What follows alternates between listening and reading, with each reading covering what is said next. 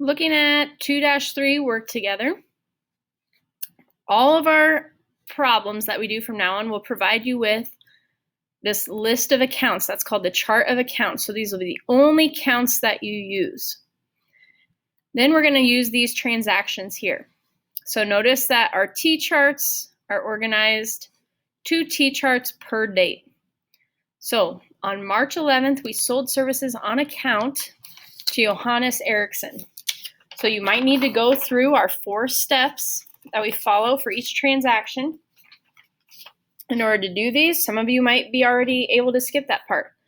But the first question, which 2 accounts are affected? Okay, we sold services. So I know that that's sales. And then on account to Johannes Eriksson.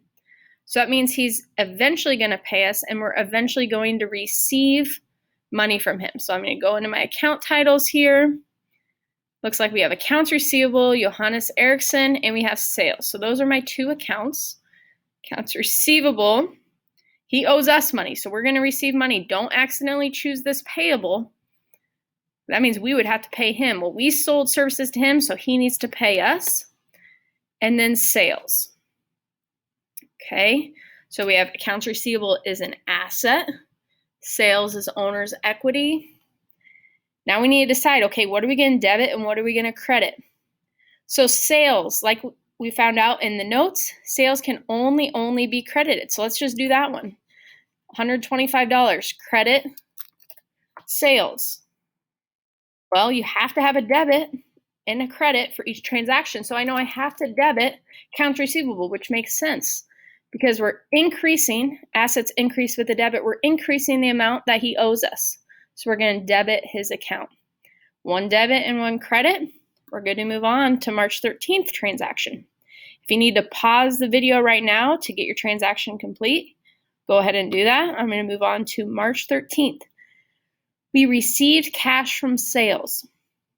So this is going to look a lot like March 11th, except instead of accounts receivable, now we just got cash right up front. We like when that happens. Okay, so we're going to have cash and we're going to have sales. Those are our 2 accounts. Cash is an asset. Sales is owner's equity. All right, $260. Well, we know sales can only be credited. We credit sales to increase the value of our company with a credit. And we receive cash. We like when that happens. So we're going to increase an asset, which is on the left side of the accounting equation, with a debit on the left side of our T-chart. Debit and credit, we're good to go. March 14th, we paid cash for the telephone bill, $54.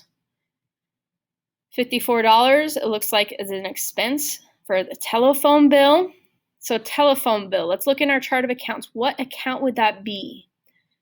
Well, we know it's an expense, so we are looking down in these expense ones. Telephone bill would be a utility. So we have utility expense is one of ours.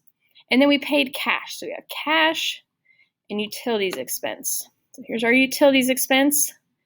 Here's cash. Remember, expenses can only be debited.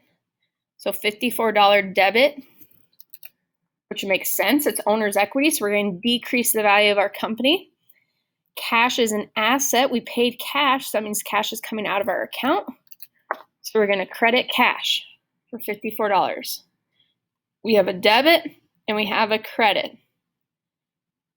So you could finish out the work together, the last 2 transactions. You could always check your work, show answers, make sure that you have it done correctly. And then you can move on to the on your own application, and you'll be in good shape for 2-3.